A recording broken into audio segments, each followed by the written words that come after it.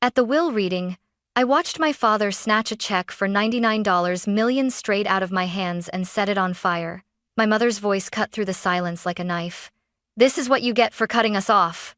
Flames swallowed the paper, smoke curling into the air as if erasing me with it. Everyone waited for me to scream, to fight, to crumble. But I didn't. I didn't even blink. I just smiled. Because what they burned wasn't real. My name is Chloe Carter, the granddaughter of a billionaire. And on that day, my parents thought they'd destroyed my future. What they didn't know was that my grandfather had prepared me for this moment, prepared me to face the family that betrayed me, to survive the fire, and to rise from the ashes with more than money, with the truth. The marble lobby of Harper and Associates gleamed so brightly it almost hurt to look at. My heels clicked against the floor as I stepped inside, a sound I hadn't heard in years. It felt like armor, each tap reminding me that I wasn't here to beg. I was here to witness. The receptionist barely looked at me before pointing to the glass doors. Inside, the conference room was already full. My mother, Sarah, sat stiff with her pearls twisted around her fingers, her lips pressed so tightly together I wondered if they'd crack. My father, Robert, leaned back in his chair, arms crossed, a scowl etched into his face like it had been waiting for me all morning. And Jacob, my older brother, lounged with his legs crossed, sunglasses pushed back on his head, like this was just another Sunday brunch. Not one of them acknowledged me. "Miss Carter," said William Harper, the family lawyer, standing at the head of the long mahogany table. His voice was calm, professional, but his eyes carried weight. "Thank you for joining us. We're here today to fulfill the last wishes of your grandfather, Henry Carter." I took the last seat, as always, quiet and deliberate. The scent of lemon polish and old leather clung to the air. My hands rested in my lap, steady, even though my pulse thudded in my throat. Mr. Harper cleared his throat and began. "To Jacob Carter," he read, unfolding a crisp page. "Your grandfather leaves the Jackson Hole cabin and his 1959 Gibson guitar." Jacob's smirk faltered for just a moment. "That's it?" he muttered. Mr. Harper didn't respond. He continued smoothly. "To Robert and Sarah Carter, his son and daughter-in-law, he leaves the heirloom grandfather clock, his vinyl collection, and a charitable donation of $10,000 made in your names." The silence cracked. My mother gasped, choking on disbelief. "Excuse me? That's absurd." My father barked out a bitter laugh. "A joke. This has to be a joke." I stared at the polished table, letting their outrage wash over me like static. Then Mr. Harper's eyes met mine. "And to Chloe Carter," he said slowly, his tone deliberate. "He leaves his entire financial estate totaling $99 million. The room went silent. For one suspended heartbeat, I swore I could hear the hum of the overhead lights. "What?" my father snapped, lurching forward. "You heard me," Mr. Harper said firmly. "This was notarized 3 months ago. The decision was deliberate." And my mother's face twisted, veins standing out at her temples. "She hasn't spoken to us in years. She abandoned this family. She doesn't get to walk back in here like some martyr and collect a fortune." I lifted my chin, finally speaking. "I didn't walk back in. I was invited." Jacob scoffed, leaning back in his chair. "Grandpa just felt sorry for you, Chloe. Poor little Chloe who couldn't keep up." But then Harper slid a sealed brown envelope across the table toward me. The wax stamp still bore the crest my grandfather had carved with his own hands. "For you," he said quietly. His last words were clear. She stayed silent, and she stayed strong. She was never forgotten. I reached out, my fingers brushing the seal just as my father's hand shot across the table. My father's fingers clamped around the envelope before mine could even close. His grip was iron, veins bulging, as if the paper itself had personally betrayed him. "Robert," Mr. Harper warned, voice sharp, "that belongs to Chloe." But my father was already tearing it open, his movements savage, like a predator gutting prey. The check slid free, a crisp rectangle of ink and promise. His face twisted as he held it up, shaking it in the air like evidence of a crime. $99 million? His voice cracked, too loud for the room. "This is insanity. This girl doesn't deserve a cent." I stayed still, my nails digging crescents into my palms. My mother lunged forward next, snatching the folded letter that had been tucked inside. She unfolded it with shaking hands, eyes scanning the words. Her lip curled. For the one who stayed silent, and stayed strong. She spat the words like venom. Then she ripped the letter clean in half. Silent? Strong? She was ungrateful. Always ungrateful. "Give that back," I said, my voice low, even. But my mother only laughed, bitter and sharp. "Oh, listen to her. Calm, collected, like she's above us." She tore the letter again, then again, until the pieces were nothing but confetti scattered across the table. Jacob leaned back in his chair, arms crossed, watching the chaos like it was dinner theater. "You've always loved playing the victim, Chloe. Guess it finally paid off." I turned my eyes on him, steady, unblinking. "Guess you'll have to live with scraps of a guitar while I walk out with the future." His smirk faltered. "Enough!" my father roared, slamming the check down onto the table. His hand dove into the inside pocket of his jacket, pulling out a silver lighter. The click echoed like a gunshot. "Dad!" I snapped, rising to my feet. "You don't get to buy your way back into this family?" he shouted, flicking the wheel. The flame hissed alive, hungry. "You left us, Chloe. You left us long before your grandfather died."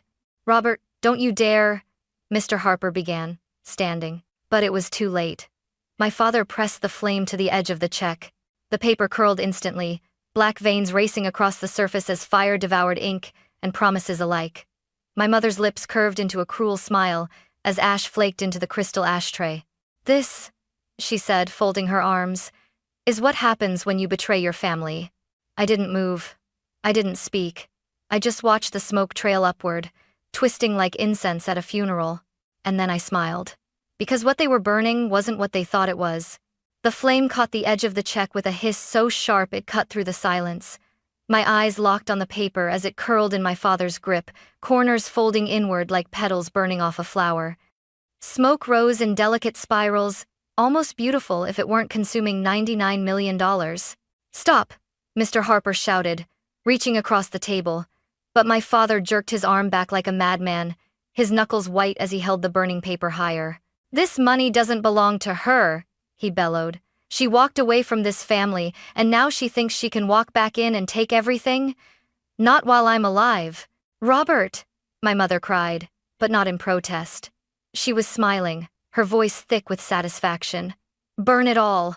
Let her see what happens when you spit on your bloodline." Ash rained down into the glass tray, black flakes falling like dead snow. The smell was acrid, bitter, choking the air. I stood frozen, every nerve in my body screaming to lunge forward, to save the check, to prove that I belonged. But I didn't move, because I knew better. My hands curled at my sides. My pulse thundered in my ears, but my face stayed calm, almost serene. "You think fire erases truth?" I whispered. My father slammed the charred remains into the tray, his chest heaving. "Now we're even." His voice was hoarse, raw, full of a rage that had no place to go. My mother leaned back, folding her arms. "You'll never win against us, Chloe. Money can't rewrite the past. You abandoned us when your father was sick. You abandoned us when we needed you most." Jacob chuckled darkly. "She's not even fighting back. Look at her standing there like a statue. Did Grandpa teach you that too, Chloe? To play weak until you got your payday?" I finally lifted my eyes to him. "No," I said softly. "He taught me that silence can cut deeper than screaming." The room went quiet again. The kind of silence that feels alive, heavy with words no one dares to say. Inside, my chest burned hotter than the flame that had just eaten the check. Anger, betrayal. But under it all, something else. Triumph. Because what they had turned to ash wasn't real. What they destroyed was a decoy, a blank my grandfather had left behind for me to place in that envelope, knowing exactly what they would do. He knew they'd want to ruin something. He knew they couldn't resist the fire. And now they thought they'd won. I let them believe it. I let them smirk and sneer. Let them mistake my silence for defeat. But behind my calm smile, I was already holding the real legacy. And soon, they would learn that the fire they lit was only the beginning. The smoke still lingered in the air when Mr. Harper cleared his throat. His eyes flicked toward me, steady but searching, as if he already knew what my parents didn't. I gave the smallest nod. He said nothing, but his silence was its own kind of shield. My parents thought they had ended it, reduced my inheritance to ash, but I felt the weight of a different envelope in my coat pocket, the one my grandfather had pressed into my hands 2 months before he died. His grip had been frail, his voice quiet, but his eyes still burned with the fire of a man who had built an empire from nothing. "They'll try to destroy what they can't control," he had whispered, leaning close. "So I'll give them something to burn. Let them have their victory. What matters will already be safe." I'd laughed nervously back then, thinking it was just paranoia, but as I watched the last ember fade into cold ash, I finally understood. The letter he gave me had been sealed in wax, his family crest stamped deep into the surface. I had opened it the night before the will reading, my heart racing as if I were already trespassing into forbidden territory. "Chloe," the note began in his familiar looping script, "if you are reading this, then I am gone, and the family I once trusted is circling like wolves. The check you'll be given is not the real gift, it is bait. They will burn it, and they will think they've destroyed you. But the truth is already beyond their reach." I could still see his handwriting, shaky but deliberate. "The real legacy has been secured, wired to a trust in your name, protected by those I trust outside this family. When the fire rises, do not panic. Smile. That will be your victory." So I had smiled. Not out of courage, not out of defiance, but because the moment my parents lit that paper, I knew they had played right into his plan. I pressed a hand against my coat pocket, feeling the crinkle of the second envelope thicker, heavier. Inside was a key engraved with the word trillium. My grandfather had given it to me with no explanation other than, "One day, you'll need this word more than air." Now, it pulsed in my memory like a heartbeat. Jacob leaned forward, smirking at the ashes. "Well, Chloe? Cat got your tongue? Or are you just realizing you're not as special as you thought?" I turned to him, my smile steady. "No, Jacob. I'm realizing you're exactly as predictable as Grandpa said you were." Confusion flickered across his face, but I didn't elaborate. Let him stew. Because soon, very soon, the truth would burn brighter than any flame they could conjure. The next morning, the marble echoes of the law office were replaced by the hushed stillness of the Langford Private Bank. The building looked ordinary from the outside, red brick, iron gates, ivy, creeping up the walls, but inside, it was fortress-like. Thick carpets swallowed sound, and the air smelled faintly of cedar and ink. "Miss Carter," the clerk at the front desk said after scanning my ID. Her tone softened once she read the file. "You're here for box 12. Mr. Adams is expecting you." Mr. Adams, my grandfather's old confidant. He was waiting by the elevator, silver hair combed neatly, his posture as straight as it had been decades ago. "Chloe," he greeted me with a small nod, his voice measured. "Henry prepared this long before his passing. Follow me." We descended in silence, the elevator groaning as if it carried the weight of secrets. My palms dampened, not with fear, but with anticipation. Grandpa had trusted this man. That alone steadied me. The vault opened with a mechanical hiss, the cold air brushing against my face. The room stretched before me, lined with metal drawers, each marked with discrete numbers. Mr. Adams guided me to one. "Box 12, he said, placing a small brass key into my palm. The word trillium was etched faintly along its side. I swallowed hard. "He gave me this word months ago." Mr. Adams simply nodded. "Then, he trusted you to be ready." The lock turned smoothly. The drawer slid out with a heavy metallic sigh. Inside rested a fireproof envelope sealed in red wax, a small black velvet pouch, and a thick file bound with a crimson ribbon. My hands trembled as I reached for the envelope first. The wax bore the same carved crest, the Carter stallion, proud and fierce. I broke the seal carefully, unfolding a crisp sheet of paper. "Chloe," it read, "if you are standing in this vault, it means they burned the false gift as I knew they would. The check within this envelope is the real $199 million, signed and secured. But money is not the legacy. Look deeper." I pulled out the check. Its weight surprised me, thicker than normal, the ink bold, my grandfather's looping signature unmistakable. My breath hitched, but I forced my hands steady. Next, I opened the velvet pouch. A flash drive slid into my palm, smooth and cold. I didn't wait. Mr. Adams led me to a small private booth with a laptop waiting. My fingers shook as I connected the drive. The screen flickered, and then there he was. Grandpa, sitting in his old study, shelves of leather-bound books behind him, the dusty lamp I used to hide under as a child glowing faintly to the side. "If you're watching this, Chloe," his voice filled the room, soft but unwavering, "then I'm gone. And if I'm right, they've already shown you what they're capable of. But you are the one I trust. This legacy isn't about wealth. It's about power, control, and survival. And now, it's in your hands." I pressed my hand over my mouth, my chest tight with something that wasn't grief, wasn't relief, but a storm of both. For the first time since the fire, I felt the truth settling inside me. My grandfather hadn't just left me money. He had left me a weapon. 2 nights after the vault, I found Jacob waiting outside my apartment building. His black BMW idled at the curb, headlights cutting through the misty dusk. He leaned against the hood, arms crossed, posture relaxed, but his jaw tightened when he saw me. "Chloe," he called, voice smooth but strained. "We need to talk." I almost walked past him, but something in his tone, half command, half plea, made me stop. "Talk?" I echoed. "About what? The ashes you're still sweeping off Dad's shoes?" He flinched, just for a second, then smirked. "You've always had that sharp tongue. Grandpa probably loved that. But let's be real, this can't all be yours. 99 million? You'll drown in it. Split it with us. With me." I laughed, low and bitter. "So this isn't about family. It's about survival for you." Jacob's eyes hardened. "Don't pretend you don't need us. Money doesn't protect you. Dad's furious. Mom's talking about contesting the will. You can't fight them alone." I stepped closer, close enough to see the faint tremor in his hand as he ran it through his hair. "You really think I'm alone?" I whispered. His smirk faltered. "What's that supposed to mean?" "It means Grandpa saw through you, all of you. He prepared me. He gave me more than money. He gave me proof." His face blanched, the swagger draining like water through a sieve. "Proof? Of what?" "That you'd betray me the first chance you got," I said evenly. "And here you are, right on schedule."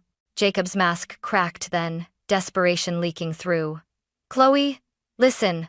They pushed me into it. Dad said if I didn't back him, I'd be cut out completely. You know how he is." I cut him off with a glare. "You chose your side. Don't pretend you were powerless. You smiled while they burned it." For once, Jacob didn't have a comeback. His eyes darted, his mouth opened, then closed again. "Finally," he muttered. I didn't think he'd really give it all to you." "And that's why he didn't give it to you," I shot back. The silence between us stretched tight, brittle. Cars hummed by, a dog barked down the block, but all I heard was the echo of Grandpa's voice in my memory. "Silence is the sharpest blade." I turned away, climbing the steps to the door. "Chloe," Jacob called after me, voice cracking now. "If you keep pushing them, they'll destroy you. They've done it before. You know they'll try again."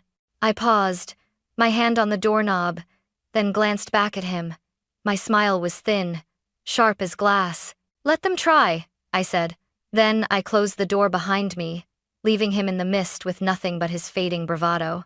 The courthouse smelled of polished wood and old dust, the kind of place where truth either rose like fire or drowned in silence. I walked through the metal detector, my heels striking the marble floor in a rhythm steady enough to mask the storm inside me. Beside me, Sylvia Orton, my grandfather's chosen lawyer, strode with quiet confidence, her silver hair swept back like a battle flag. Inside the chamber, my parents sat together at one table. My father wore a navy blazer, wrinkled at the sleeves, as if he hadn't slept. My mother's pearls gleamed defiantly against her neck, her lips twisted into the faintest smirk. Jacob sat behind them, his eyes darting nervously, tapping his foot against the bench. They didn't look at me, but I could feel their hatred like heat radiating across the aisle. Judge Kinley entered, gavel striking once. "We are here today regarding the estate of Henry Carter. Disputed wills have been submitted. Let us proceed." My parents' lawyer, young and arrogant, rose first. "Your Honor, The most recent legitimate will clearly leaves all major assets to my clients. Any suggestion otherwise is forged and unfounded. I felt the corner of Sylvia's mouth twitch, a predator about to strike. She stood slowly, each motion deliberate. Your Honor, we submit into evidence a revised will executed under legal counsel, notarized, and signed by Henry Carter himself 5 months after the document they present. Gasps rippled across the courtroom. My father slammed his fist on the table. Lies, he roared. Order, Judge Kinley barked. But Sylvia wasn't done. She tapped a tablet, and the courtroom screen flickered to life. My grandfather's face appeared older, thinner, resting in a hospice bed, but his voice clear and steady. If you are watching this, he said, staring directly into the camera, it means they are doing what I feared. They pressured me into signing a will I did not want. I corrected it. My true heir is my granddaughter, Chloe Carter. No coercion, no doubt. This was my choice. The silence that followed was absolute, broken only by the sound of my mother's strangled gasp. Jacob's head dropped into his hands. Sylvia's voice cut through the tension. Additionally, Your Honor, we have correspondence between the respondents and Henry Carter, pressuring him to stick to the script or else. We also submit testimony from Mr. Adams of Langford Bank, who secured the trust according to Mr. Carter's private instructions. The judge leaned back, eyes narrowing at my parents. I've seen greed. I've seen cruelty. Rarely have I seen both so boldly displayed. Miss Carter is affirmed as the sole heir. The estate shall be transferred accordingly. My father lurched to his feet. This isn't over, he shouted. Sit down, Robert, the judge snapped. I'm also issuing a freeze on your assets pending investigation into elder coercion and document tampering. The gavel struck again, final and thunderous. Court is adjourned. I stood, spine straight, as my parents stared daggers through me. But for once, I didn't feel small under their gaze. For once, I was untouchable. The courthouse steps stretched out before me like the path to a new life. Reporters clustered near the entrance, microphones flashing in the sun, their voices rising in a frantic chorus. Chloe, do you have a statement? Chloe, what do you say to your parents' accusations? I paused, the weight of the gavel still echoing in my ears. The ink on the judgment not yet dry. My reflection in the glass doors had looked the same when I walked in, but now I carried something else. Power. Peace. I stepped up to the microphones. My voice was calm, even steady. They already said everything when they set fire to the only love that ever saw me. I have nothing else to add. The reporters shouted more questions, but I walked away, my heels striking sharp against the stone. Behind me, my parents stumbled from the courthouse. My father barked into his phone, already desperate, already defeated. My mother's pearls hung askew, her face pale with shock. Jacob trailed after them, silent, eyes fixed on the ground. For once, none of them looked victorious. They looked small. I reached the sidewalk and inhaled. The city buzzed as it always had, cars honking, strangers rushing past, but it felt different now, as if the world itself had shifted. In my bag, the real envelope rested legal documents, the trust papers, my grandfather's final video still saved on the flash drive. But the most valuable thing wasn't the money or the papers, it was his words. Silence is the sharpest blade. That silence had carried me through the fire. It had outlasted their rage. And now, it had delivered me here, to freedom. That night, I sat in my apartment, the city lights flickering against the window. I unwrapped the old scarf my grandfather had given me when I was 10, still faintly smelling of cedar. I placed the real check and the USB inside the safe at the back of my closet, locked it, then sat at my desk with a cup of tea that had finally gone cold. For years, I'd felt erased, pushed aside, silenced, forgotten. Tonight, the silence was mine. It was no longer empty. It was earned. I wasn't just the girl they'd tried to break. I was the woman who had risen from the ashes they lit with their own hands. And as the night deepened, I allowed myself one last smile. They thought they had destroyed me, but all they had done was prove my grandfather right. The fire hadn't ended me. It had revealed me.